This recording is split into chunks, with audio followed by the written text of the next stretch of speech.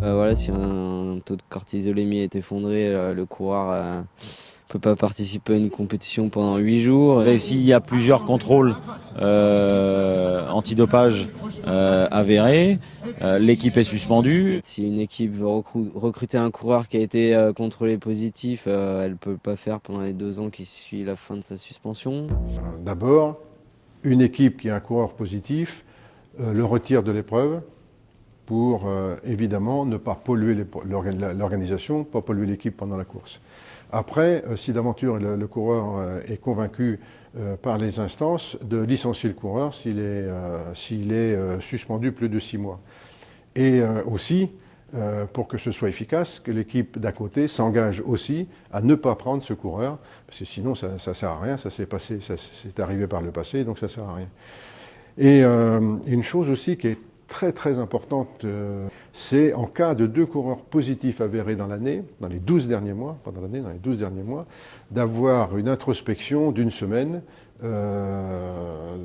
c'est-à-dire que l'équipe s'arrête pendant une semaine. L'idée, on n'est pas dans la sanction, on est toujours sur la base du volontariat, et c'est de dire, si on a une équipe à 2 coureurs positifs dans l'année, dans les 12 derniers mois, on s'arrête.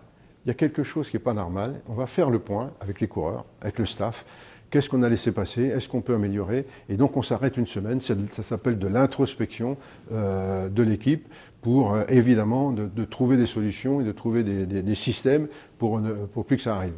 Alors, on a aussi la possibilité, malheureusement, mais j'espère pas, qu'il y ait 3 coureurs dans les 2 dernières années. Et c'est quelque chose aussi d'important. Donc là, on a une introspection d'un mois, non pas en sanction, puisque c'est une introspection, c'est-à-dire c'est volontaire, et on dit, attendez, 3 coureurs positifs, là vraiment, il y a une vraie problématique, et là, il faut qu'il y ait une incidence, évidemment, du staff, et de toutes les composantes de l'équipe, et qui comprennent bien que c'est 1 mois d'arrêt de compétition. Alors c'est une incidence évidemment pour le sponsor, pour tous les coureurs, et c'est quelque chose qui, je crois, auprès du public, doit être quelque chose de très très important, parce que comme je le dis, ça a une vraie incidence financière.